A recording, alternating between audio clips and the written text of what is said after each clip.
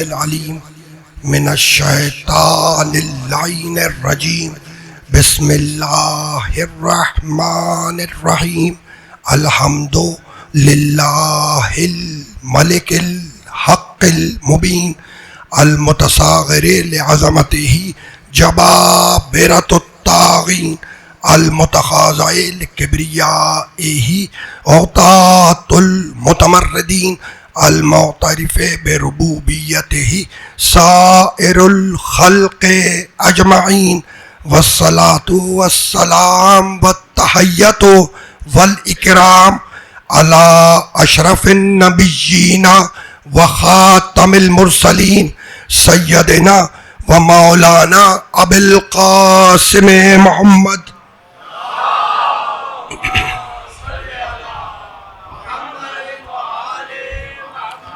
وَأَهْلِ بَيْتِهِ الطَّيِّبِينَ الطَّاهِرِينَ الْمَعْصُومِينَ الْمَظْلُومِينَ أَمَّا بَعْدُ فَقَدْ قَالَ اللَّهُ سُبْحَانَهُ وَتَعَالَى فِي مُحْكَمِ كِتَابِهِ الْمُبِينِ بسم الله الرحمن الرحيم والله أخرجكم من بطون أمهاتكم لا تعلمون شيئا وجعل لكم السمع والابصار والافئدة لعلكم تشكرون صلوات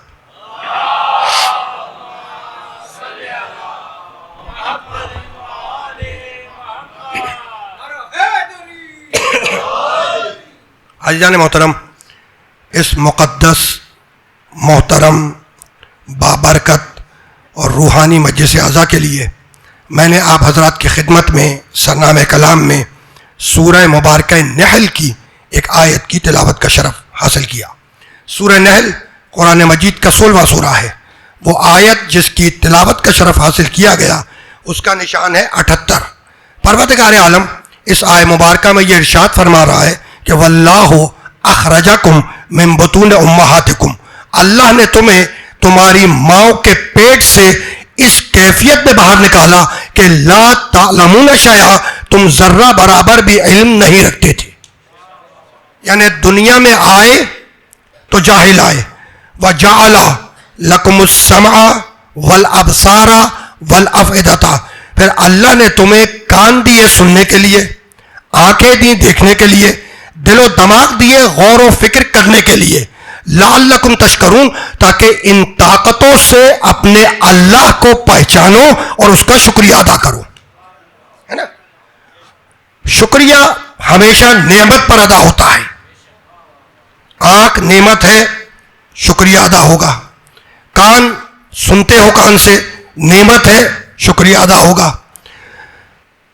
دل و دماغ غور و فکر کے لیے ہے، نعمت ہے اللہ کی دی ہوئی، شکریہ ادا ہوگا۔ ناک سے سونگتے ہو، نعمت ہے، شکریہ ادا ہوگا۔ زبان سے چکھتے ہو، نعمت ہے، شکریہ ادا ہوگا۔ اور شرفا کا طریقہ یہی ہے کہ جب نعمت ملے تو اس پر شکریہ ادا کیا جائے، ہے نا۔ یہ شکریہ کی حس اللہ نے فقط انسانوں میں نہیں رکھی، جانوروں میں بھی رکھی۔ اور تم مشاہدہ کر کے دیکھ سکتے ہو کہ اگر کسی جانور کو متواتر تم غذا فراہم کرو تو وہ شکریہ کے طور پر اپنی دم کو ہلانے لگتا ہے، یہ اس کے شکریہ کا اظہار ہے۔ مختلف جانور میں مختلف جبلت کو رکھا، ٹھیک ہے نا۔ تو طریقہ کیا ہے کہ جب نعمت ملے تو اس نعمت پر شکریہ ادا کیا جائے۔ سورہ ابراہیم 14واں سورہ قرآن مجید کا نعمت کے سلسلے میں پروردگار نے ارشاد فرمایا کہ لَإِن شَكَرْتُمْ لَأَزِيدَنَّكُمْ وَلَئِن كَفَرْتُمْ إِنَّ عَذَابِي لَشَدِيدٌ، اگر نعمت پر شکر ادا کرو گے تو ہم نعمت کو بڑھائیں گے۔ وَلَئِن كَفَرْتُمْ إِنَّ عَذَابِي لَشَدِيدٌ، اور اگر نعمت پر شکر ادا نہیں کرو گے، کفران نعمت کرو گے، نعمت کا انکار کرو گے تو نعمت کو وہیں پر روک لیں گے۔ تو اب جہاں نعمت پر شکریہ ادا ہوگا وہاں نعمت بڑھے گی، اور جہاں نعمت پر شکریہ ادا نہیں ہوگا اپنے جیسا سمجھا جائے گا وہاں نعمت کو روک لیا جائے گا۔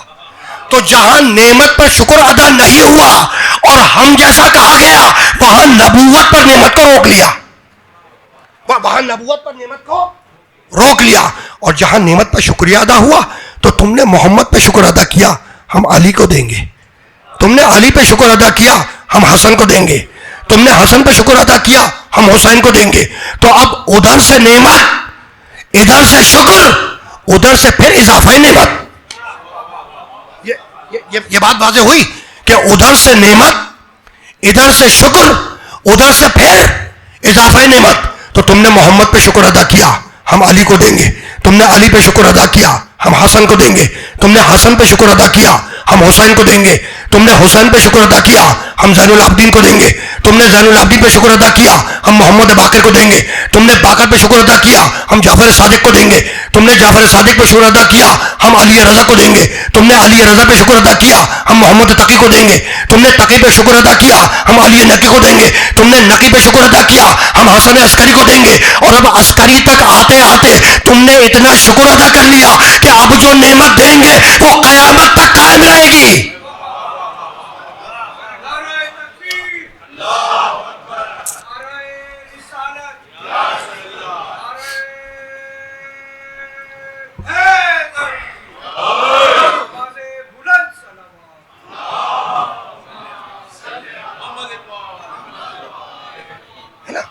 تو شکریہ ہمیشہ نعمت پر ادا ہوتا ہے. آنکھ نعمت ہے، شکریہ ادا ہوگا. کان سے سنتے ہو نعمت ہے، شکریہ ادا ہوگا. زبان سے چکھتے ہو نعمت ہے، شکریہ ادا ہوگا. ناک اللہ نے دی سونگنے کے لیے، ہے نا، نعمت ہے، شکریہ ادا ہوگا. تو یہ تمہارے حواس خمسہ اللہ کی دی ہوئی نعمتیں ہیں، ہے نا. تو آنکھ دیکھے گی، کان سنے گا، زبان چکھے گی، ناک سونگے گی. کیا میں نے غلط کہا؟ کیا میں نے یہ جملے غلط بیان کیے؟ خدا کی قسم غلط ہے. آنکھ وسیلہ ہے دیکھنے کا، دیکھتی اصل میں عقل ہے. تم سمجھتے تھے کہ آنکھ دیکھتی ہے، کان سنتا ہے، ناک سونگتی ہے، زبان چکھتی. نہیں، آنکھ وسیلہ ہے دیکھنے کا، دیکھتی عقل ہے. کان وسیلہ ہے سننے کا، سنتی عقل ہے. ناک وسیلہ ہے سونگنے کا، سونگتی عقل ہے. تو جب تمہاری چھوٹی سی عقل بغیر وسیلے کے کام نہ کرے تو اتنی بڑی کائنات بغیر وسیلے کے.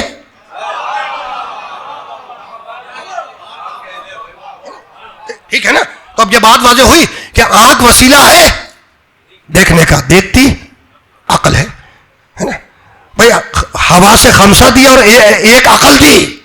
اور تمہارے اعمال کا دار و مدار جتنے بھی تم انجام دیتے ہو، شریعت کے جو اعمال انجام دیتے ہو، ان سارے اعمال کا دار و مدار عقل پر ہے. اسی لیے بے عقل پر نماز روزہ ساکت ہے. بہت توجہ رکھنا. تو آنکھ وسیلہ ہے دیکھنے کا، دیکھتی عقل ہے. کان وسیلہ ہے سننے کا، سنتی عقل ہے. ناک وسیلہ ہے سونگنے کا، سونگتی عقل ہے. تو اگر آنکھ خراب ہو جائے تو عقل ٹھیک سے دیکھ نہیں سکتی. اگر کان خراب ہو جائے تو عقل ٹھیک سے سن نہیں سکتی. اگر ناک خراب ہو جائے تو عقل ٹھیک سے سون نہیں سکتی. تو عقل کی ڈیمانڈ یہ ہے، عقل کی طلب یہ ہے کہ اس کے کام آنے والے وسیلے بے عیب ہوں. تو جنہیں اللہ اپنے پیغامات کا وسیلہ بنائے وہ کتنے بے عیب ہوں گے.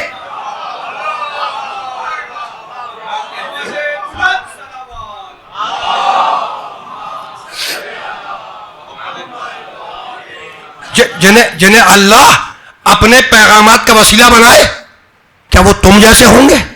بھائی سوال تو ہے نا. تو اب تم آنکھ سے پوری کائنات کو دیکھتے ہو. پوری کائنات کو کس سے دیکھتے ہیں آپ؟ آنکھ سے. اچھا بھائی راستہ چلتے ہو تو کس چیز سے دیکھتے ہو؟ ناک سے؟ نہیں، آنکھ سے. راستہ، ہدایت کے معنی ہے راستہ دکھانا. ہدایت کے معنی ہے، ہاں خوش رہو بیٹا، راستہ دکھانا. اچھا تو بیٹا کبھی تم نے اپنے کان سے راستہ دیکھا؟ نہیں دیکھا. اچھا کان سے نہیں دیکھا تو ناک سے راستہ دیکھ لو. راستہ ناک سے بھی نظر نہیں آئے گا. اچھا ناک سے نظر نہیں آئے گا تو پیشانی سے راستہ دیکھ لو. راستہ پیشانی سے بھی نظر نہیں آئے گا. اچھا تو راستہ کس چیز سے نظر آئے گا؟ آنکھ سے. یا آنکھ سے کیوں نظر آئے گا اور ناک سے کیوں نظر نہیں آئے گا؟ تو آنکھ سے اس لیے نظر آئے گا کہ آنکھ میں نور ہے. تو تو راستہ دیکھنے کے لیے نور کی ضرورت ہو، جو راستہ دکھانے آئے کیا وہ نور نہیں ہوگا؟ پہنچ گئی بات، پہنچی؟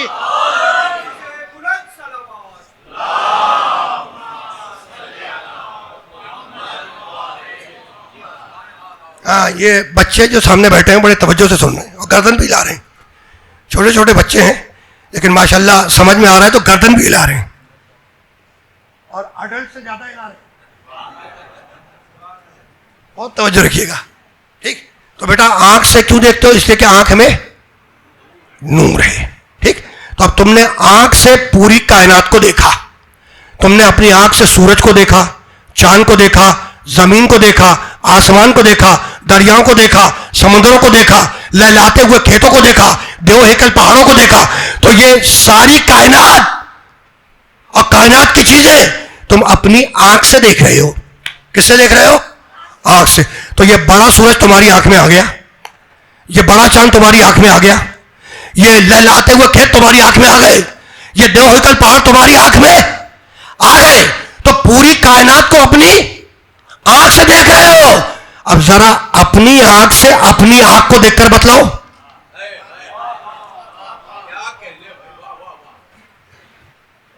میں پوری کائنات کو اپنی آنکھ سے دیکھ رہے ہو.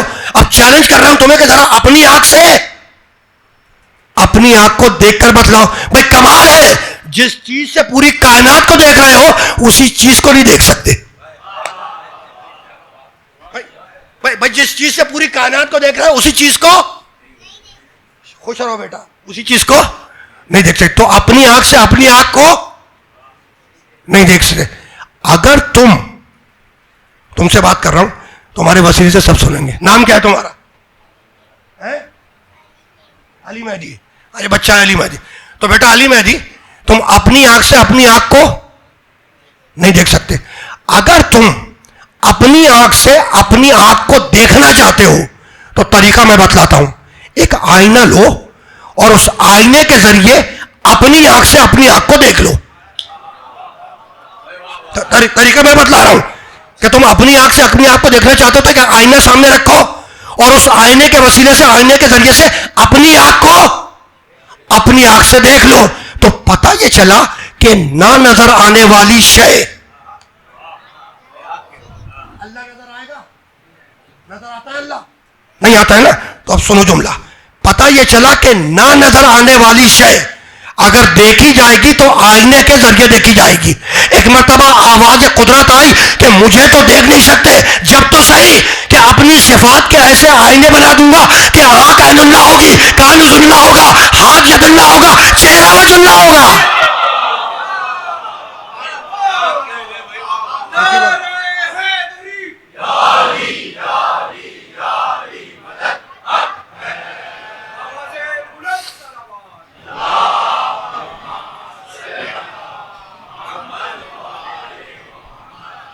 پہنچ گئی بات؟ مشکل بات تو نہیں ہے نا. تو یہ سورہ نحل کی آیت تھی جو میں نے سرنامہ کلام میں پڑھی. اللہ نے تمہیں آنکھ دی دیکھنے کے لیے، کان دیا سننے کے لیے، دل و دماغ دیے غور و فکر کرنے کے لیے.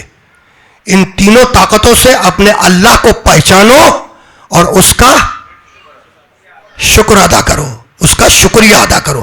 سورہ نحل، آنکھ کان دل و دماغ، یہ سورہ نحل. اور اب آگے بڑھ کر سورہ آراف میں آواز دی. آنکھ کان دل و دماغ، 7واں سورہ، آیت کا نشان 179. بسم اللہ الرحمن الرحیم. وَلَقَدْ ذَرَأْنَا لِجَهَنَّمَ كَثِيرًا مِنَ الْجِنِّ وَالْإِنسِ. اللہ کہہ رہا ہے کہ ہم نے یہ طے کیا ہے کہ ہم انسانوں کی اور جنوں کی اکثریت کو جہنم میں پھینک دیں گے. میں نہیں کہہ رہا، اللہ کہہ رہا ہے. اور اللہ کے علاوہ یہ جملے کوئی کہہ بھی نہیں سکتا. کیا کہہ رہا ہے؟ وَلَقَدْ ذَرَأْنَا لِجَهَنَّمَ كَثِيرًا مِنَ الْجِنِّ وَالْإِنسِ. ہم نے یہ طے کیا ہے کہ ہم جنوں کی اور انسانوں کی اکثریت کو جہنم میں پھینک دیں گے. تو جب اکثریت جہنمی ہے تو اکثریت پہ ناز کیسا؟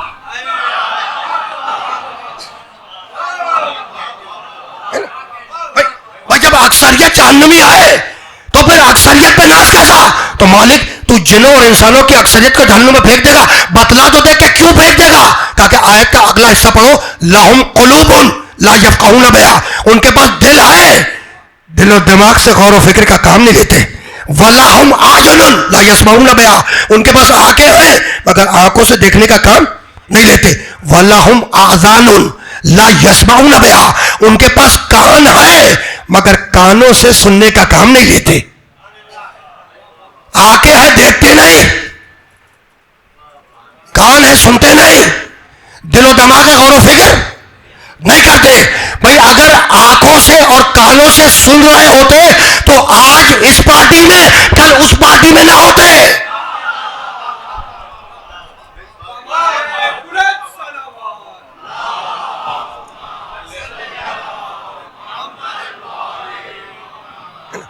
بہت توجہ رکھیے گا.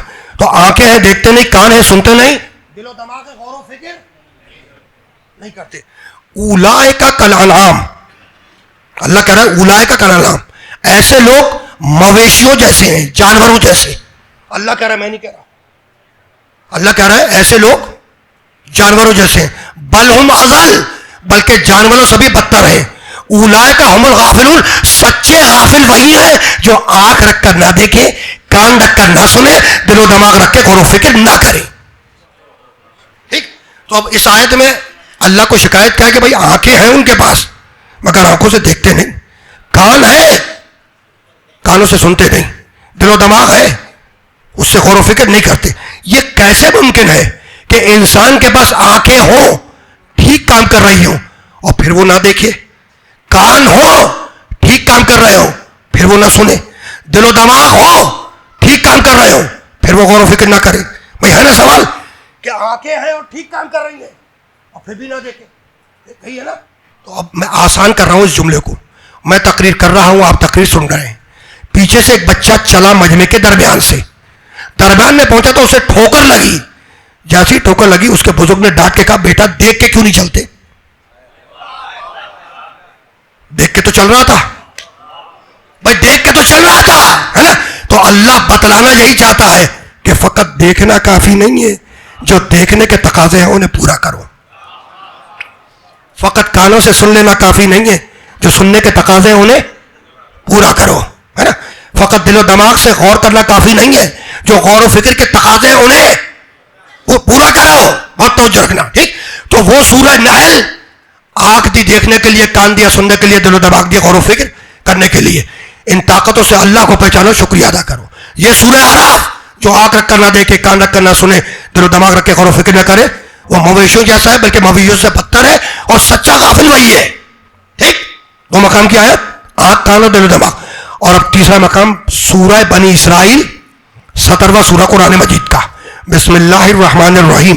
ان السمع والبصر والفؤاد کل اولئک کان عنہ مسئولا. وہ آنکھ, کان اور دل و دماغ اس آیت میں, یہ تیسرے مقام کی آیت ہے, بہت توجہ رکھیے گا. ان السمع یقیناً کان, والبصر اور آنکھ, والفؤاد اور دل و دماغ, کل اولئک ان سب سے کان عنہ مسئولا پوچھا جائے گا, سوال کیا جائے گا اس کے بارے میں, ہے نا. تو آنکھ سے پوچھا جائے گا اس کے بارے میں, کان سے پوچھا جائے گا اس کے بارے میں, دل و دماغ سے پوچھا جائے گا اس کے بارے میں. کس کے بارے میں یہ آیت میں نہیں ہے. کانا انہو مسئولہ سوال کیا جائے گا, انہو اس کے بارے میں. آنکھ سے سوال کیا جائے گا اس کے بارے میں, کان سے سوال کیا جائے گا اس کے بارے میں, اور دل و دماغ سے سوال کیا جائے گا اس کے بارے میں. کس کے بارے میں یہ آیت میں نہیں ہے. اب اگر میں علی مہدی سے کہوں کہ اس کو بلا کر لے آؤ, بیٹا جاؤ ذرا اس کو بلا کر لے آؤ, اس کو بلا کر لے آؤ, یہ تو نہیں بلا رہے ہیں. اچھا تم بیٹا جاؤ اس کو بلا کر لے آؤ. اب دیکھو نا, اس نے جواب دیا, کہا پہلے اس کو کی تعریف کہیے پھر کہیے کہ اس کو بلا کر لاؤ. بھائی پہلے اس کو کی تعریف تو کرے کہ وہ ہے کون, پھر کہیں کہ اس کو بلا کر لے آؤ یا ان کو بلا کر لے آؤ. ٹھیک. تو سوال کیا جائے گا اس کے بارے میں, آنکھ سے سوال ہوگا اس کے بارے میں, کان سے سوال ہوگا اس کے بارے میں, اور دل و دماغ سے سوال ہوگا, پوچھا جائے گا انو مسئولہ, سوال کیا جائے گا اس کے بارے میں. کس کے بارے میں؟ یہ آیت میں نہیں ہے, بنی اسرائیل. اور اب سورہ صافات 37واں سورہ قرآن مجید کا. بسم اللہ الرحمن الرحیم. وقفوہم انہم مسئولون.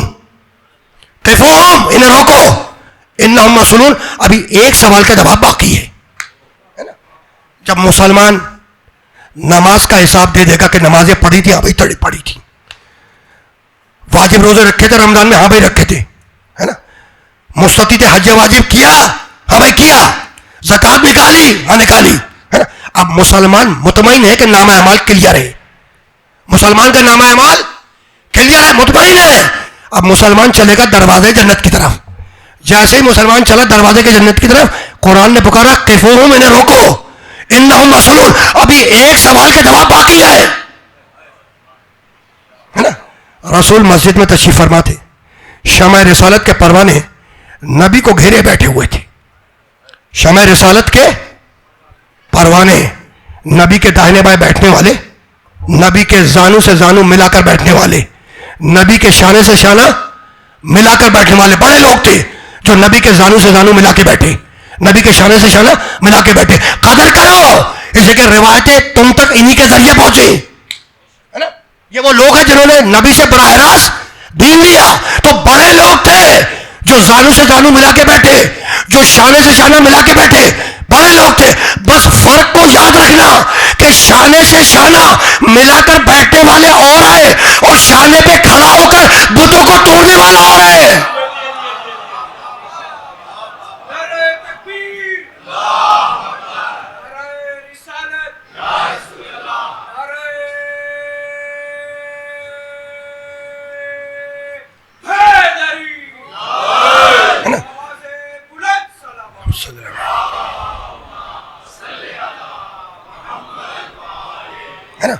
اب یہ بچہ جو ہے وہ جو گھور رہا ہے کہ میں نے جملہ کہا کیا ہے, اس بچے کے لیے مجھے ذرا سے الفاظ بدلنے ہوں گے, ہے نا. دیکھو جو رسول کی بزم میں بیٹھے, جو رسول اللہ کے ساتھی تھے, دوست تھے, اصحاب تھے, رسول کی بزم میں بیٹھے, تو وہ زانو سے زانو ملا کے بیٹھے جیسے تم دونوں بیٹھے ہو, ٹھیک ہے نا, شانے سے شانہ ملا کے بیٹھے. تو اب سمجھ میں آیا کہ صحابی وہ جو شانے سے شانہ ملا کے بیٹھے, جو زانو سے زانو ملا کے بیٹھے, اور حسین وہ جو زانو کے اوپر بیٹھے.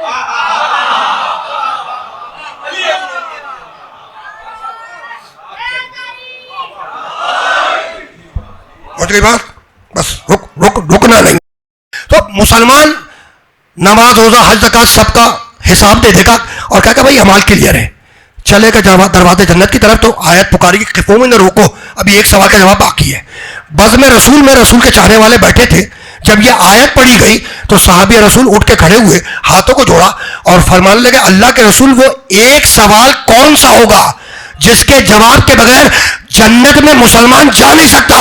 رسول مسکرائے اور مسکرا کے کہنے لگے وقفوہم انہم مسئولین عن ولایت علی ابن ابی طالب.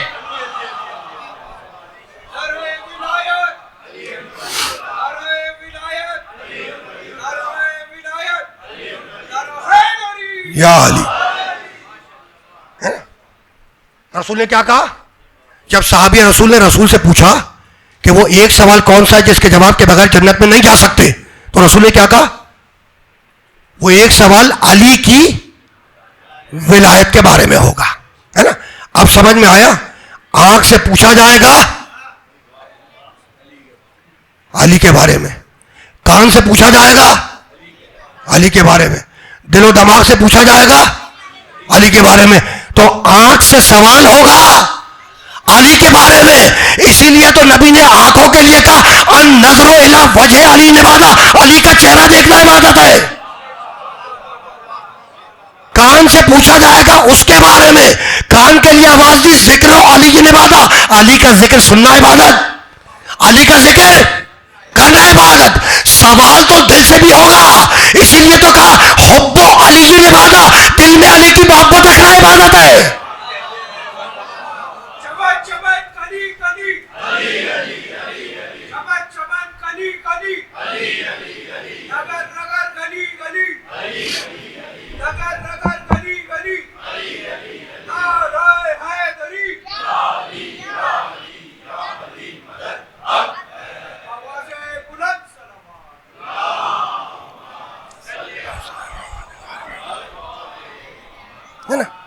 تو آنکھ سے پوچھا جائے گا, کان سے پوچھا جائے گا, دل و دماغ سے پوچھا جائے گا, ہے نا. آنکھ سے سوال ہوگا, کان سے سوال ہوگا, اور دل و دماغ سے. عجیب بات ہے, ہدایت کو حاصل کرنے کے یہی 3 ذریعے ہیں. آنکھ سے دیکھ کر ہدایت کو حاصل کرو, کان سے سن کر ہدایت کو حاصل کرو, اور دل و دماغ سے غور و فکر کر کے ہدایت کو حاصل کرو. چوتھا کوئی طریقہ ہو تو آپ مجھے بتا دیجیے. ابو طالب صاحب کوئی ذہن میں ہے تو بتائیے, ڈسکس کر لیں گے. علم کو حاصل کرنے کے, بیٹا علم کو حاصل کرنے کے, علم کو حاصل کرنے کے 3 طریقے ہیں, 3 ذریعے ہیں. آنکھ سے دیکھ کر ہدایت لو, علم لو. کان سے سن کر ہدایت لو, علم لو. دل و دماغ سے غور و فکر کر کے ہدایت لو, علم لو, ہے نا. اچھا, اب رسول کون ہے؟ سورہ توبہ 9 سورہ.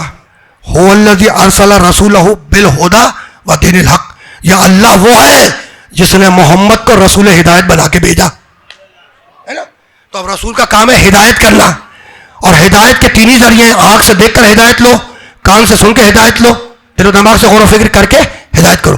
تو اب رسول کا کام ہے کہ ان تینوں طاقتوں کی ہدایت کرے, ایسا ہے یا نہیں؟ تو اگر رسول آنکھ کی ہدایت کر دے اور کان کی ہدایت نہ کرے تو قیامت کے دن کان شکایت کرے گا میری ہدایت تو ہوئی نہیں. اور اگر رسول کان کی ہدایت کر دے, آنکھ کی ہدایت نہ کرے, تو روز محشر آنکھ شکایت کرے گی کہ بھائی میری ہدایت نہیں ہوئی. اور اگر رسول آنکھ اور کان کی ہدایت کر دے, دل و دماغ کی ہدایت نہ کرے, غور نہ کروائے, تو قیامت کے روز دل و دماغ شکایت کر دیں گے. اس لیے ضروری ہے رسول پر کہ وہ آنکھوں کی بھی ہدایت کرے, کانوں کی بھی ہدایت کرے, دل و دماغ کی بھی ہدایت کرے. یہی سبب ہے کہ میدان غدیر میں نبی نے علی کو ہاتھوں پہ اٹھایا تاکہ آنکھیں دیکھ لے. زبان سے کہا من کنت مولا فہذا علی مولا, تاکہ کان سن لے, اور انگلی سے اشارہ کیا تاکہ دل و دماغ غور و فکر کر لے.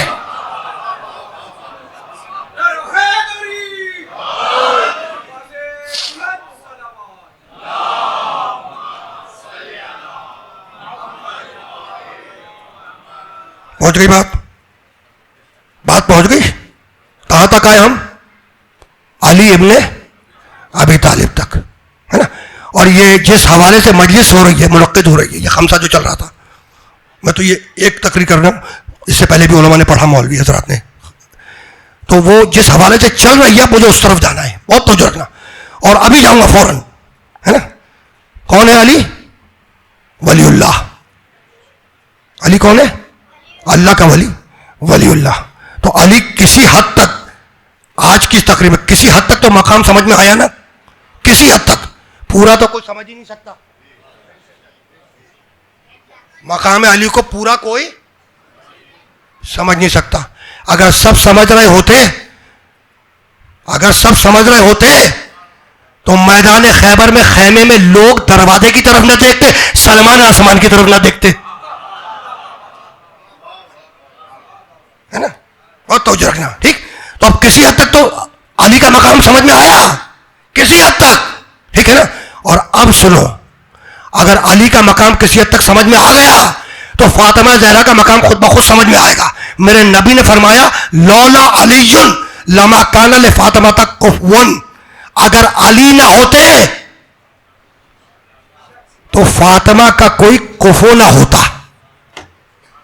میں نہیں کہہ رہا, متفق بین الفرقین روایت ہے, اور رسول کہہ رہے ہیں کہ اگر لولا علی, لولا اگر علی نہ ہوتے, لولا علی اگر علی, بھئی یہ تو بار بار سنا ہے نا, لولا علی اگر علی نہ ہوتے تو میں ہلاک ہو جاتا. بھئی 70 مرتبہ کہا لولا علی, لولا علی, لولا علی. اگر ایک دفعہ کہہ دیتے مولا علی تو مسئلہ ہی حل ہو جاتا.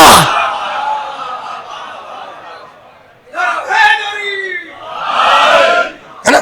تو لولا علی, اگر علی نہ ہوتے تو فاطمہ کا کوئی لما کان لفاطمہ کفون, تو فاطمہ کا کوئی کفو نہیں ہوتا. بیٹا تم نے دونوں نے بڑے جم کے کہا ہے کہ کوئی کفو نہ ہوتا. میرے جملہ پکڑ کے مجھے ریپیٹ کیا, بہت اچھا کیا ہے, یہ اچھی بات ہے, ٹھیک. اب کف یہ ہے کیا ترجمہ نہیں کروں گا. والدین نے بچپن میں جو سورہ یاد کرایا ہے نا اس کی آیت پڑھوں گا. بسم اللہ الرحمن الرحیم. قل هو اللہ احد اللہ الصمد لم یلد ولم یولد ولم یکن لہ.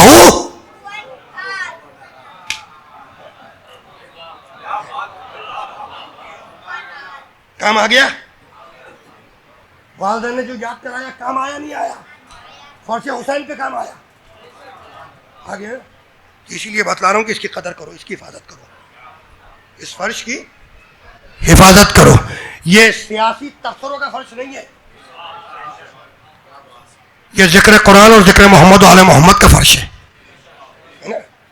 تبصرے میرے پاس بھی بہت ہوتے ہیں لیکن وہ ممبر کے لیے نہیں ہے، ممبر کے نیچے. بہت توجہ رکھیے گا، ٹھیک؟ تو اب تو سمجھ میں آ گیا کہ اگر علی، رسول کہہ رہے ہیں اگر علی نہ ہوتے تو فاطمہ کا کوئی کفو نہ ہوتا. کفو کہتے ہیں برابر والے کو. کفو کیسے کہتے ہیں؟ ہمسر، برابر والا، ہے نا. یہ دو انگلیاں بیٹا یہ کفو نہیں ہے، یہ کفو نہیں ہے، ایک دوسرے کی برابر نہیں ہے. جیسے کہ ایک بڑی ہے ایک چھوٹی. کفو کے معنی برابر. یہ کفو ہے، یہ کیا ہے؟ یہ کفو برابر، ہے نا. تو رسول کہہ رہے ہیں اگر علی نہ ہوتے تو فاطمہ کا کوئی کفو نہ ہوتا. اب آدم ہو یا آدم کے علاوہ، آدم و من دونہ، اب آدم ہو یا آدم کے علاوہ. یہ آدم کا تذکرہ کیوں؟ کہ بھائی یہی بتانا تھا کہ کہیں انسانوں میں کوئی اپنے جیسا نہ سمجھ لے فاطمہ کو.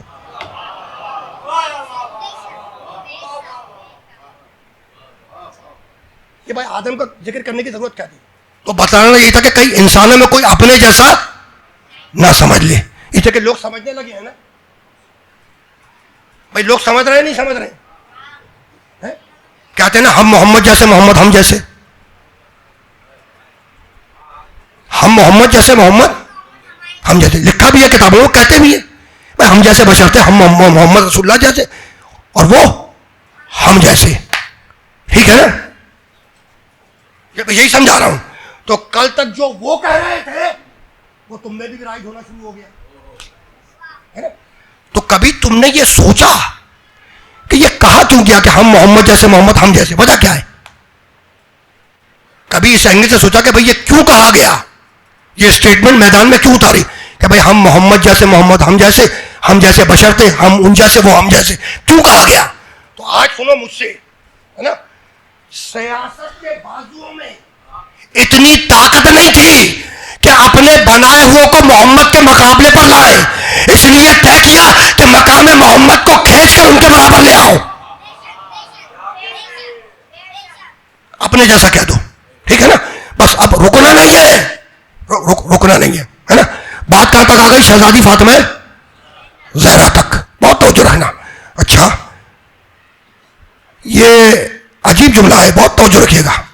ربی نے کہا کہ اگر علی نہ ہوتے تو فاطمہ کا کوئی کفو نہ ہوتا، کوئی برابری کرنے والا نہ ہوتا. اگر علی نہ ہوتے تو فاطمہ کا کوئی ہمسر، کوئی کفو نہ ہوتا. یہی سبب ہے کہ جب نبی کی بیٹی کے لیے پیغامات آنا شروع ہوئے، اللہ کے رسول عرب کے فلاں سردار کا پیغام ہے آپ کی بیٹی کے لیے، کہا بھائی کہہ دو اس سے کہ اس کا اختیار میرے پاس نہیں ہے. پھر کوئی آیا پیغام، اللہ کے رسول پیغام ہے کسی عرب سردار کا آپ کی بیٹی کے لیے، کہا بھائی اس سے بھی کہہ دو اس کا اختیار میرے پاس نہیں ہے. پیغامات پر پیغامات آتے جا رہے ہیں اور رسول ایک ہی جواب دیتے ہیں کہ اس کا اختیار میرے پاس نہیں ہے، اس کا اختیار میرے پاس، اس بیٹی کا اختیار میرے پاس نہیں ہے. بھائی کمال ہو گیا. سورج پلٹا لے اس کا اختیار آپ کے پاس ہے، چاند کو توڑ دے اس کا اختیار آپ کے پاس ہے، ستارے کو اتار لے اس کا اختیار آپ کے پاس ہے، سنگریزے سے تسبیح پڑھوا لے اس کا اختیار آپ کے پاس ہے، جانور کو پلٹا کے کلمہ پڑھوا دے اس کا اختیار آپ کے پاس ہے. اور وہ اختیار جو ہر باپ کو اپنی بیٹی پر ہے وہ اختیار آپ کے پاس نہیں ہے. بھائی عجیب بات ہے، نام ہے احمد مختار، بیٹی پر اختیار نہیں ہے. بھائی نام ہے احمد مختار، بیٹی پہ اختیار نہیں ہے. تو یا رسول اللہ بات کیا ہے؟ کہ بھائی بات کل اتنی ہے کہ یہ ہے معصومہ، یہ ہے معصومہ. فاطمہ زہرا کیا ہے؟ معصومہ. اور میں بناتا ہوں مسلمان، معصوم نہیں بنایا کرتا. میرا کام ہے مسلمان بنانا، میں مسلمان بناتا ہوں، معصوم نہیں بناتا. یہ ہے معصومہ اور معصوم بناتا ہے اللہ، تو اب اپنے پاس سے معصوم بنا کر بھیجے تو شادی ہو؟ بھائی جواب یہی ہوگا کہ میرا کام ہے مسلمان بنانا اور یہ ہے معصومہ، میں معصوم نہیں بناتا، معصوم بناتا ہے اللہ، تو اب اپنے پاس سے معصوم بنا کر بھیجے تو شادی ہو۔ اب سمجھ میں آیا کہ دیوار کعبہ ٹوٹی کیوں؟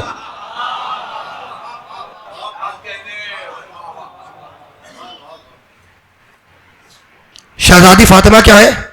معصومہ ہے نا، اور رسول بناتے ہیں مسلمان، معصوم نہیں بناتے۔ معصوم کون بناتا ہے؟ اللہ، تو اب اللہ اپنے پاس سے معصوم بنا کر بھیجے تو فاطمہ کی شادی ہو، ہے نا؟ ٹھیک ہے نا؟ اچھا سنو بھائی، ایک محاورہ تمہارے معاشرے میں کئی سو سال پہلے رائج ہوا ہے نا، اور وہ ابھی میں کہوں گا تم سب کے ذہنوں میں واضح ہو جائے گا، بنایا ہوا محاورہ، اس کو پبلک کیا گیا ہے نا۔ جوڑے تو آسمانوں پہ بنا کرتے ہیں، اور یہ جو جملہ دہرانے جا رہا ہوں نا، یہ 1986 میں میرے والد نے تمہارے شہر کے ایک میدان میں تقریر کرتے ہوئے، بہت کثیر مجمع تھا، اس میں یہ جملہ فرمایا تھا، اور اس وقت میں اس مجلس میں موجود تھا، تو مجھے ابھی پڑھتے پڑھتے یاد آ گیا۔ اب بعد میں ایڈیٹنگ ہوتی رہے تو ہوتی رہے، میں وہاں سے لے کے پڑھ رہا ہوں، 1986 میں کہا تھا، اس مجلس میں موجود تھا، انہوں نے سامعین سے کہا تھا کہ بھئی یہ محاورہ کہا جاتا ہے بار بار کہ جوڑے تو آسمانوں پہ بنا کرتے ہیں، جوڑے تو آسمانوں پہ بنا کرتے ہیں۔ اس کے بعد کا جملہ کہا تھا کہ اگر جوڑے آسمانوں پہ بنا کرتے تو زمین پہ طلاقیں نہ ہوتی۔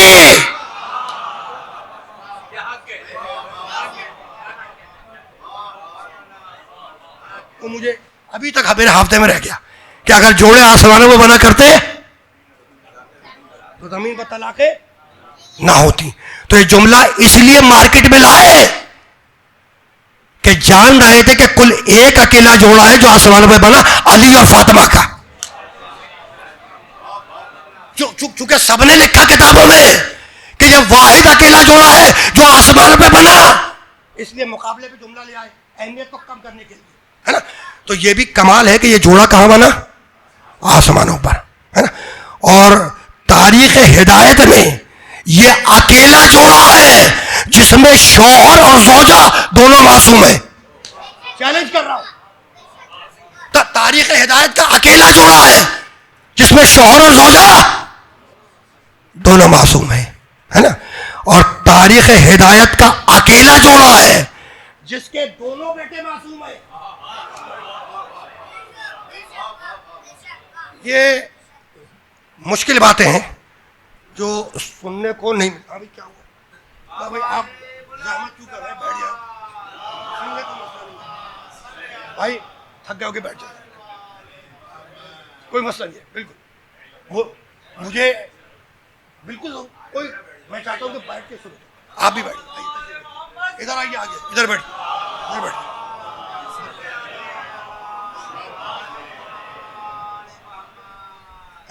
بھائی جہاں ضرورت ہے وہاں کھڑے ہو جائیں، یہاں ضرورت ہی نہیں ہے، ٹھیک ہے نا، یہاں واقع نہیں ہے ضرورت۔ بہت توجہ رکھیے گا۔ اب آپ کو بھی دو چار جملے ہدیہ کروں نا بھائی، آپ اتنی دیر سے محنت کر رہے ہیں ادھر ادھر، سنیں بھائی، ٹھیک ہے نا۔ تو یہ تاریخ ہدایت کا واحد جوڑا ہے جس میں شوہر اور زوجہ دونوں معصوم، ایک کمال۔ دوسرا کمال، تاریخ ہدایت کا اکیلا جوڑا ہے جس کے دونوں بیٹے، کسی کے بھی دو بیٹے معصوم نہیں ہیں، ٹھیک، دو کمالات ہو گئے۔ تیسرا سنو گے؟ تیسرا سنو گے؟ بھائی ایک آدمی کا نکاح، ایک آدمی کا نکاح ایک عورت سے ایک ہی بار ہوتا ہے، نکاح ایک ہی بار پڑھایا جاتا ہے نا۔ یہ علی اور فاطمہ وہ ہیں جن کا نکاح دو مرتبہ ہوا، پہلی مرتبہ عرش پر اللہ نے پڑھا، دوسری مرتبہ فرش پر محمد نے پڑھا۔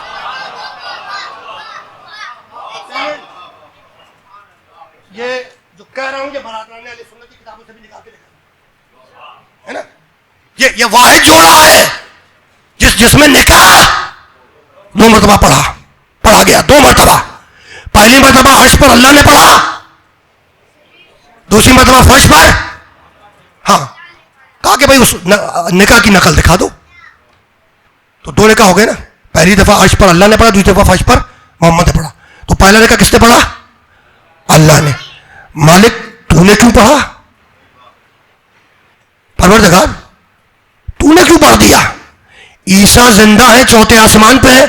عیسیٰ ہی سے کہتے تھے کہ پڑھ دو, یہ خود کیوں پڑھ رہا ہے؟ کہ بھائی بات کل اتنی ہے کہ ابو طالب کا براہ راست احسان ہے میرے حبیب پر, چونکہ میرے حبیب کا نکاح ابو طالب نے پڑھایا اور مجھ پہ براہ راست احسان ہے, اس لیے میں نے طے کیا کہ تو نے نکاح پڑھایا میرے محمد کا, جب تو صحیح کہ میں نکاح پڑھاؤں گا تیرے بیٹے علی کا.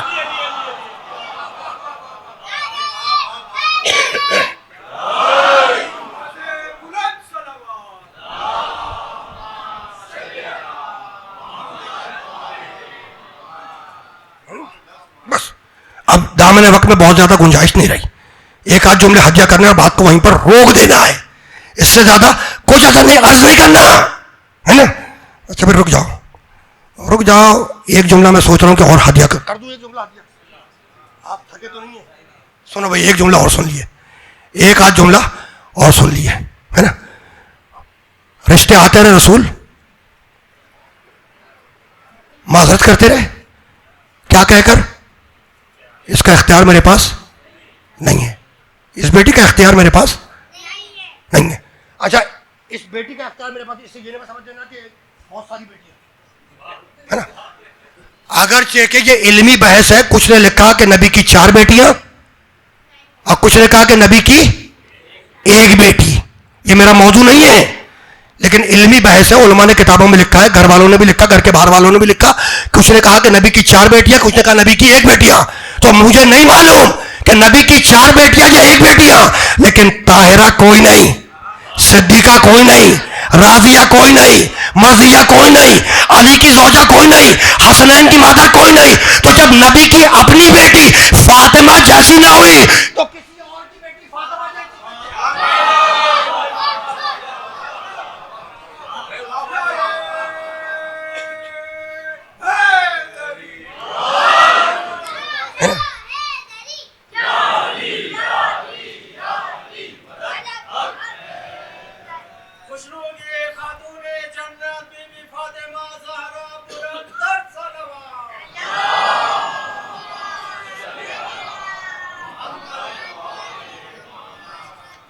جب نبی کی اپنی بیٹیاں فاطمہ زہرا جیسی نہ ہوئی تو کسی بندے خدا کی بیٹی فاطمہ جیسی کیسے ہو جائے گی؟ خوش رہو تم, یہ تم نے کمال کا جملہ کہا ہے, اور بزرگوں والا بھی جملہ ہے, جوانوں والا جملہ بھی نکلا ہے بچے کی زبان سے.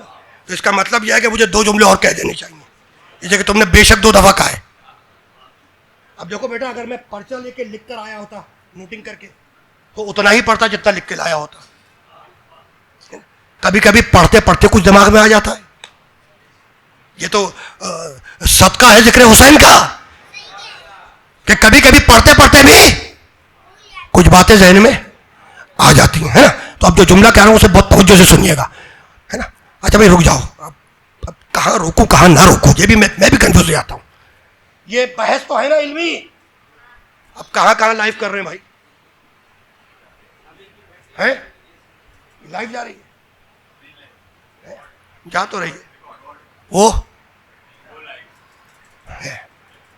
شاہ صاحب سے میں کہا ہوا ہے کہ بھائی وعدہ لیا کرو, ان کو بتا دیا کرو کہ مجھے, میں بڑے ہاتھ جوڑ کے معذرت کرتا ہوں کہ لائیو وغیرہ نہ دیا کریں.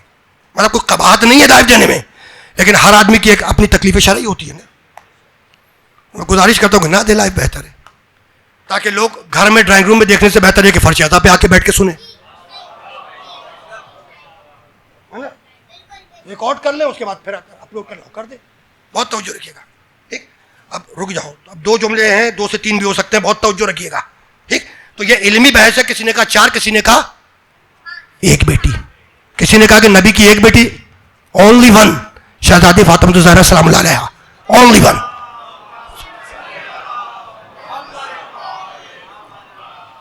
ہاں, اور کسی نے کہا کہ ہی ہیڈ 4 daughters, ہے نا. اب میں آسان کر رہا ہوں, بہت توجہ رکھنا. اب یہ اس بحث میں نہیں لے جا رہا ہوں کہ 1 تھی یا 4 بیٹیاں تھیں, ٹھیک. میں تو اتنا تم کو بتلانا چاہتا ہوں کہ پوری دنیا کا یہ قانون ہے, اٹس این انٹرنیشنل لا, کہ جب بھی کسی پراپرٹی پر کوئی ڈسپیوٹ ہو جائے تو فیصلہ اس وقت تک نہیں سنایا جاتا جب تک سارے دعوے دار سامنے نہ آ جائیں. تو فاطمہ کے علاوہ کسی اور نے بھی فدق کا دعویٰ کیا ہو, اس کا نام بھی تو بتلاؤ.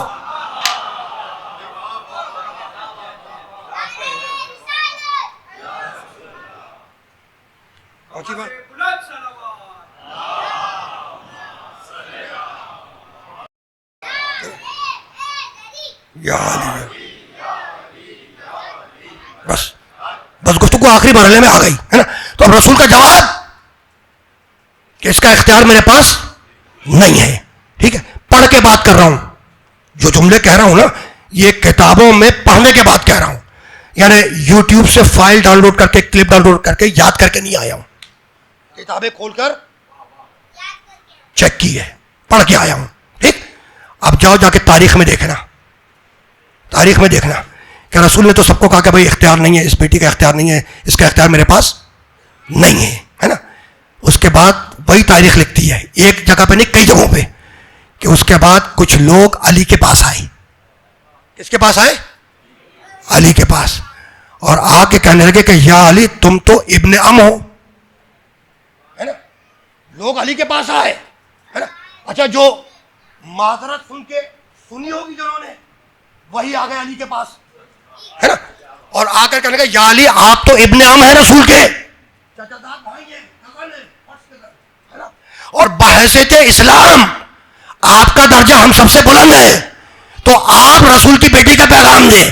تو مان بھی رہے ہو کہ بحیثیت اسلام ہم سے بلند ہے, اور پھر کہہ رہے ہو کہ ہمارے ہاتھ میں بیعت کر لو. پہنچ گئی بات؟ ٹھیک ہے نا. بس اب رکنا نہیں ہے, رکنا نہیں ہے. گفتگو اس مرحلے پر اختتام پذیر ہونے والی ہے. ٹھیک, یہ وہ بیوی ہے سلام اللہ علیہ کہ جس کے لیے ایک لفظ استعمال ہوتا ہے جو کسی اور کے لیے استعمال نہیں ہوتا. وہ سنو اور مجھے اجازت دو. ٹھیک ہے نا. ایک لفظ جو شہزادی فاطمہ زہرا کے لیے استعمال ہوتا ہے کسی اور کے لیے استعمال نہیں ہوتا. وہ لفظ کیا ہے؟ مرکز دائرہ عصمت. مرکز دائرہ عصمت.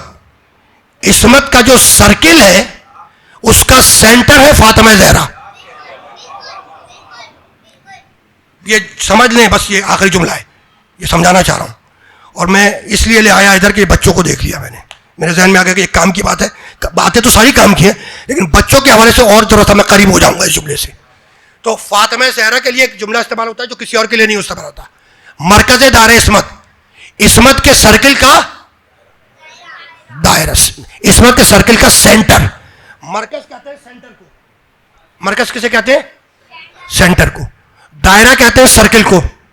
تو سرکل کا جو سینٹر ہے, عصمت کا سرکل, اس کا جو سینٹر ہے وہ حضرت فاطمہ ہے. یہ بات پہنچ گئی؟ ٹھیک. اب بچوں سے پوچھ رہا ہوں کہ بیٹا جیومیٹری میں سرکل بنانا سکھاتے ہیں, سرکل کس چیز سے بناتے ہو؟ ہے پرکار سے.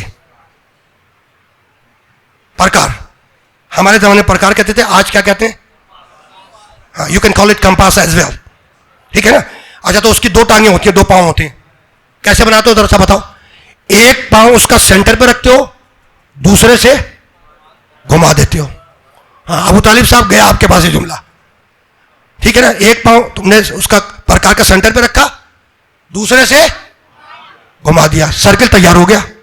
بیٹا تیار ہو گیا سرکل, ہے نا. اب کیسے پتا چلے کہ سرکل ٹھیک بنا ہے؟ یہ کیسے پتا چلے کہ سرکل جو تم نے بنایا ہے یہ ٹھیک بنایا ہے؟ تو استاد ٹیچر نے کلاس میں سکھایا تھا کہ اگر یہ معلوم کرنا ہو کہ سرکل ٹھیک بنا ہے تو سینٹر سے مرکز سے دائرے کا فاصلہ جدھر سے ناپو برابر ہونا چاہیے.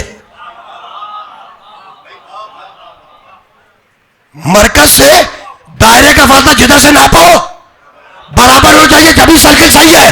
اب سمجھ میں آیا؟ اب بولو نا محمد,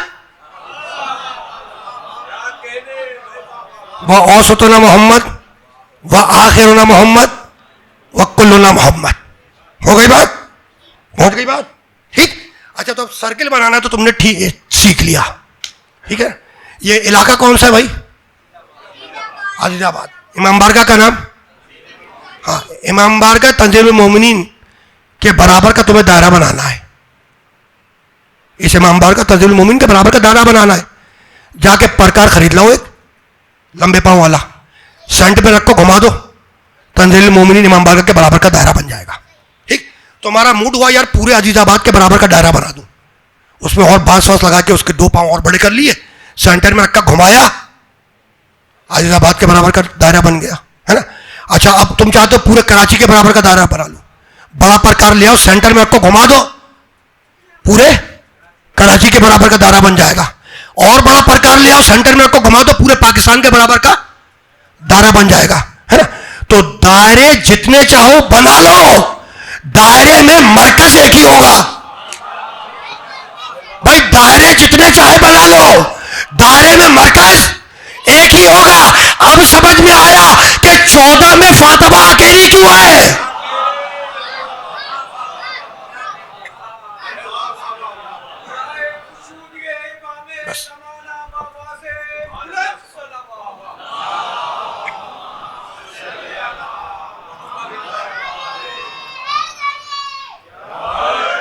اسی لیے حدیث قصہ میں مرکز تعارف ہے فاطمہ زہرا. رسول کے ذریعے تعارف نہیں کروایا کہ یہ رسول کی بیٹی ہے, رسول کا داماد ہے, رسول کا چچا داد بھائی ہے, رسول کے نواسے, نہیں. مرکز تعارف کون ہے؟ یہ مرکز سمجھ میں آ گیا. جب جبریل نے پوچھا یا رب ومن تحت الکسا, پروردگار یہ چادر کے اندر ہے کون؟ مالک یہ چادر کے اندر ہے کون؟ جواب آیا ہم اہل بیت النبوہ و معدن رسالہ, ہم فاطمہ و ابوہا و بالوہا و بنوہا.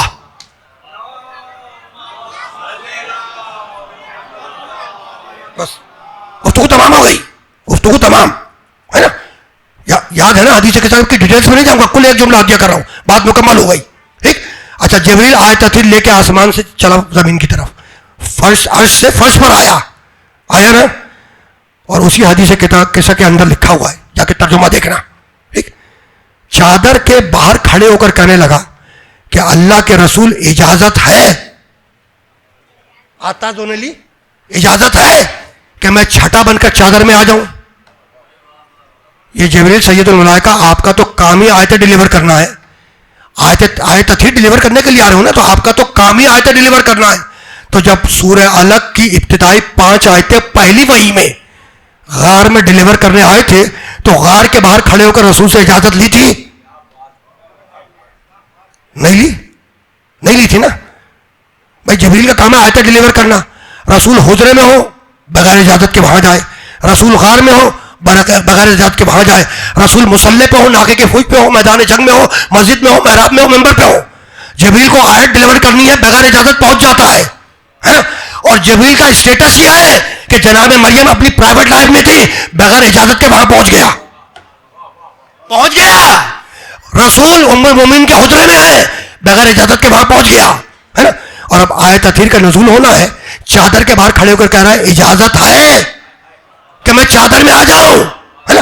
تو جبریل یہ اجازت کی کیا ضرورت پڑ گئی؟ کہا بھائی یہی تو بتلانا ہے کہ ام المومنین کا حجرہ اور ہے, فاطمہ کی چادر اور ہے.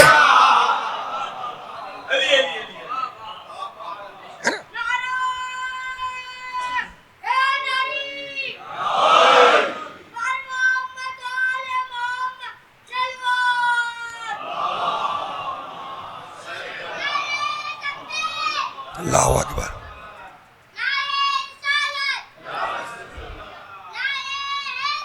یا علی, ہے نا. بس بتلانا یہی تھا کہ مریم کا حجرہ, ام المومنین کا حجرہ اور فاطمہ کی چادر, اور بغیر اجازت کے چادر کے اندر جا بھی نہیں سکتا. تو یہ اجازت رسول سے نہیں تھی, یہ اجازت اس بی بی سے تھی جس کی چادر میں آیت نازل ہونے والی تھی. گفتگو تمام ہو گئی, گفتگو تمام ہو گئی, ہے نا. اور اسی حدیث قصہ میں جملہ ہے علمو یا ملائکتی و یا سکن السماواتی, سنو میرے فرشتوں سنو, اور سنو میرے آسمانوں میں رہنے والوں سنو. کیا سنو؟ انی ما خلقت السماوات مبنیۃ ولا ارضا مدیتا ولا قمرا منیرا ولا شمسا مضیئتا ولا فلکا یدور ولا بحرا یجری ولا فلکا یسری الا فی محبت ہؤلاء الخمسۃ الذین هم تحت القصہ. میں نے پوری کائنات بنائی ان 5 کی محبت میں. ٹھیک, کس سے کہہ رہا ہے, کن کو سنا رہا ہے؟ علمو, سنو جانو, علمو سنو جانو. کن سے کہہ رہا ہے؟ یا ملائکتی و یا سکان السماواتی. ٹھیک ہے نا. تو یہ جو اللہ نے بات کی کہ سنو میرے فرشتوں سنو, سنو میرے آسمانوں میں رہنے والوں سنو, کہ میں نے پوری کائنات بنائی ان 5 کی محبت میں.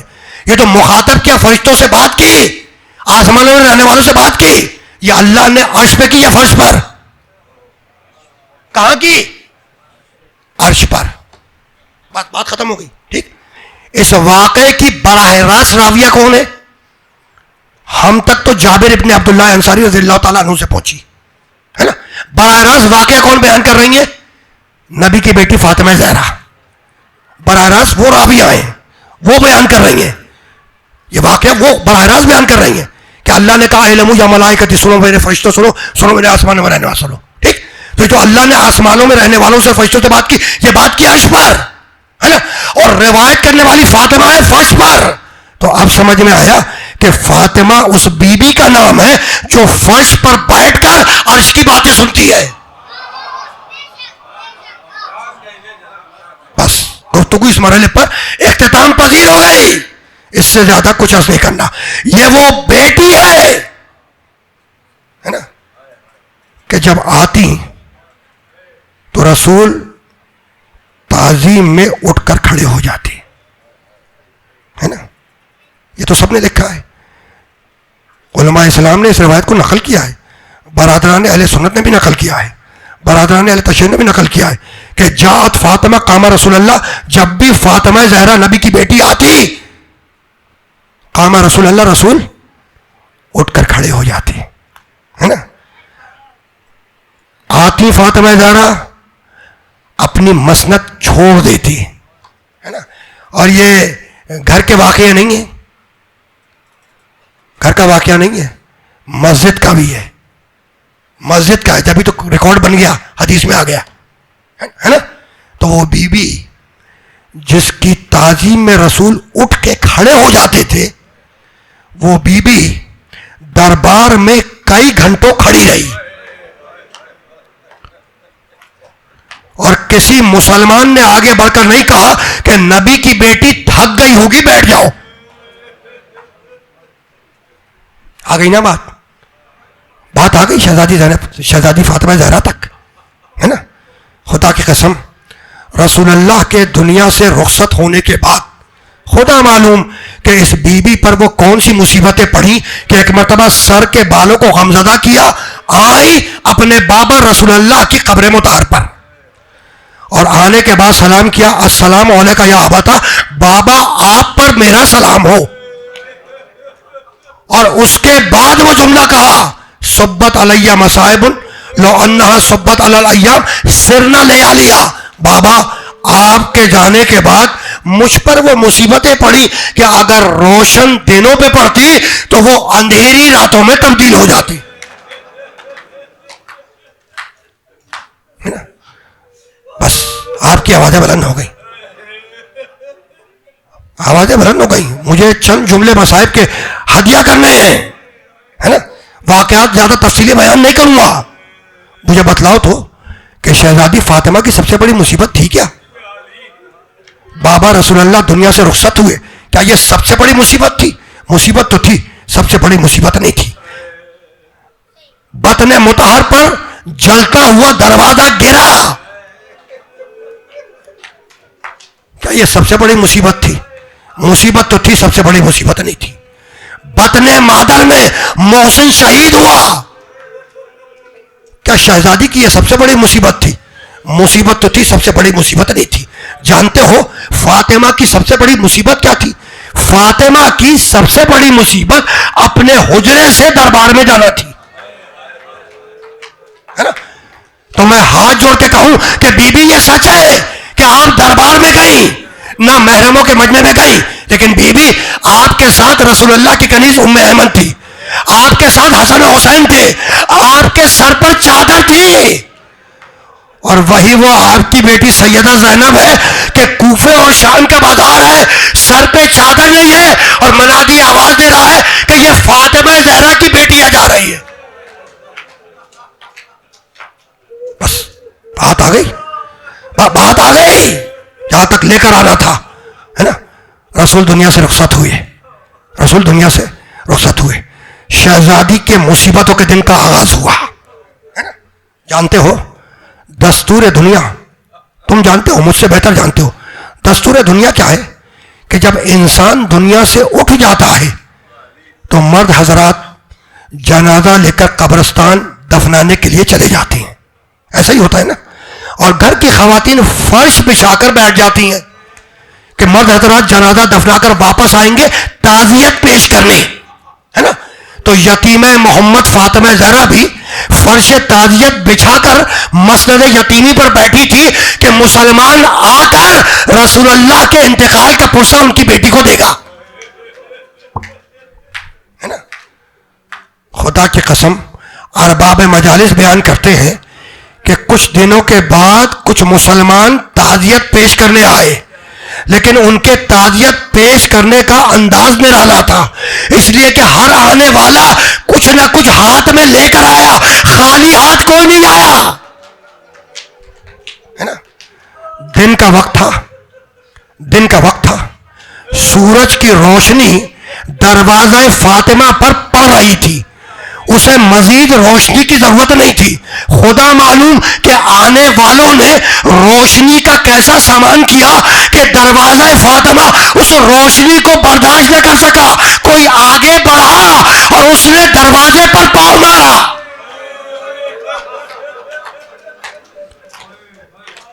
میں مقتل سے باہر روایتیں نہیں پڑھتا، جو کتابوں میں لکھا ہے اتنا ہی پڑھتا ہوں، ہے نا. ارباب مجالس کہتے ہیں، سنو جملہ سنو، ارباب مجالس کہتے ہیں کہ جب فاطمہ زہرا مسند یتیمی سے اٹھ کر تعزیت وصول کرنے دروازے کی طرف جا رہی تھی تو سر کے بال سیاہ تھے، کالے تھے. جب مسلمانوں سے تعزیت وصول کر لی تو شہزادی کے سر کے بال سفید ہو گئے. جب فاطمہ تعزیت وصول کرنے دروازے کی طرف جا رہی تھی تو کمر سیدھی تھی، جب مسلمانوں نے تعزیت پیش کر دی تو کمر جھک گئی. اجرکم اللہ. مقتل لکھتا ہے، مقتل لکھتا ہے کہ جب شور و غل بلند ہوا تو شہزادی نے پکار کے کہا بابا آپ پر میرا سلام ہو، اور بابا دیکھے، ہے نا. یہ جملہ کہا اور اس کے بعد پکار کے کہا کہ تمہیں نہیں معلوم کہ میں نبی کی بیٹی ہوں، ہے نا. یہ وہی دروازہ ہے جس دروازے پہ رسول کھڑے ہو کر سلام کیا کرتے تھے، ہے نا. تو شہزادی دروازے کے پیچھے ہے نا. اس کے بعد مقتل لکھتا ہے کہ کسی ظالم نے دروازے پر پاؤں مارا، وہ دروازہ جلتا ہوا شہزادی پر گرا اور فاطمہ دیوار اور دروازے کے درمیان پس گئی. اجرکم اللہ. میں پھر کہہ رہا ہوں کہ میں مقتل سے باہر روایتیں نہیں بیان کرتا. راوی کہتا ہے کہ جلتا ہوا دروازہ بطن فاطمہ پر گرا، اس میں لوہے کی میخ لگی تھی، وہ بطن میں پیوست ہوئی، آواز دی فضا آ کے مدد کر. ابو الحسن فاطمہ اٹھنے کے قابل نہیں رہی. یا فضا خزینی، فضا اور آ کے مجھے سنبھال. یا ابو الحسن فاطمہ اٹھنے کے قابل نہیں رہی. بس دو جملے. فاطمہ زہرا کے گھر میں جانے اور باہر آنے کا کل ایک دروازہ تھا، کل ایک دروازہ. وہی دروازہ جس سے آتے بھی تھے جاتے بھی تھے، ہے نا. وہ شہزادی کے اوپر گرا، نبی کی بیٹی دروازے کے نیچے تشریف فرما ہوئی، ہے نا. اب مقتل لکھتا ہے، مجھے معاف کر دینا، میں ایک ایک لفظ کا ترجمہ نہیں کر سکتا ہوں، میری زبان ساتھ نہیں دے گی. جو میں اشارہ کر رہا ہوں اسے سمجھ جانا، ہے نا. دروازہ فاطمہ کے اوپر ہے، شہزادی فاطمہ دروازے کے نیچے ہے. مقتل کی کتابیں لکھتی ہیں کہ لوگ علی کو لینے صحن تک آئے، بس بس اتنا بتلا دو کہ کہاں سے گزر کے گئے. لوگ دروازے سے گزرتے رہے, شہزادی کی پسلیاں ٹوٹتی رہی. اجرکم اللہ, اجرکم اللہ, ہے نا. بس اس سے زیادہ کچھ عرض نہیں کرنا. ایک دن علی کو بلایا, وصیتیں کی, وصیتیں کی. فاطمہ نے علی سے وصیتیں کی, علی نے فاطمہ زہرا سے وصیتیں کی. کہنے لگی فاطمہ زہرا کہ یا علی اپنے ہاتھوں سے غسل دینا, اپنے ہاتھوں سے کفن پہنانا, اپنے ہاتھوں سے دفنانا, اور یا علی دفنانے کے بعد مجھے بھول مت جانا, کبھی کبھی قبر پر آ کر سلام کر لینا. رو کر میرا مولا کہنے لگا کہ بی بی میں وعدہ کرتا ہوں کہ دفنانے کے بعد تمہاری قبر پہ آ کے تمہیں سلام کروں گا, لیکن بی بی ایک شرط ہے, اور وہ شرط یہ ہے کہ جب میں سلام کروں تو جواب سلام اپنے کانوں سے سنو. اجرکم اللہ, اجرکم اللہ. فاطمہ حجرے میں عبادت کر رہی تھی, اور ایک مرتبہ تسبیح اور تقدیس کی آواز بند ہوئی. کنیز کو پتا چل گیا کہ شہزادی دنیا سے قضا کر گئی, رخصت ہو گئی, ہے نا. اب کنیز کو بتلانا ہے, جا کر مسجد میں جا کر بتلانا ہے علی کو کہ فاطمہ رخصت ہو گئی. کیسے بتلائے؟ خدا کی قسم زبان سے کچھ نہیں کہا. آئی علی کے پاس, سر سے چادر اٹھاری کنیز نے علی کے قدموں پہ رکھ دی. علی نے صورت دیکھی, بے اختیار کا انا للہ و انا الیہ راجعون. فاطمہ دنیا سے گزر گئی. وصیت تھی کہ اپنے ہاتھوں سے غسل دینا, کفن پہنانا, ہے نا. مقتل لکھتا ہے کہ جب علی شہزادی فاطمہ الزہرا کو غسل دے رہے تھے تو ایک مرتبہ غسل دیتے دیتے علی نے چیخ مار کے رونا شروع کیا. اتنی زور سے روئے کہ علی کے رونے کی آواز اور چیخ کی آواز گھر کے باہر گئی. وہ جو علی کے اصحاب گھر کے باہر کھڑے تھے نا, انہوں نے وہیں سے پکار کے کہا کہ مولا آپ تو فاتح بدر ہیں, فاتح احد ہیں, فاتح خندق ہیں, قاتل مرہم و انتر ہیں, تو مولا صبر کیجئے. تو رو کر کہنے لگا میرا مولا کہ چاہتا تو ہوں صبر کرنا, لیکن پہلو کا زخم مجھے صبر نہیں کرنے دیتا. اجرکم اللہ. جنازہ تیار ہوا, جنازہ تیار ہوا. علی نے ایک حجرے میں جنازے کو رکھ دیا, ہے نا, اور اب پکارا. بس یہ آخری جملہ ہے. اب پکارا, یا زینب, یا ام کلثوم, یا حسن, یا حسین, بیٹے آؤ, بیٹیاں آؤ, اور آ کر اپنی ماں کا آخری دیدار کر لو. مقتل لکھتا ہے کہ دو بچے آگے بڑھے اور اماں فاطمہ کا آخری دیدار کیا. میرا مولا حسن آگے بڑھا, ماں کا آخری دیدار کیا. میری شہزادی ام کلثوم آگے بڑھی, اماں کا آخری دیدار کیا. لیکن زینب دروازے پہ کھڑی رہی, حسین دروازے پہ کھڑا رہا. علی نے پکارا بیٹی زینب آؤ, بیٹا حسین آؤ, اور آ کے ماں کا آخری دیدار کر لو. تو گود کا پالا حسین رو کے کہنے لگا کہ بابا ہم اس وقت تک نہیں آئیں گے جب تک اماں ہمیں ویسے نہ پکارے جیسے مریم نے عیسیٰ کو پکارا تھا. بندے کفن ٹوٹا, ایک ہاتھ سے زینب کو بلایا, دوسرے ہاتھ سے حسین کو بلایا. بچے آئے, فاطمہ سے لپٹ گئے. کہ جبریل آیا, کہا یا علی بچوں کو سنبھالو, کہیں کائنات میں زلزلہ نہ.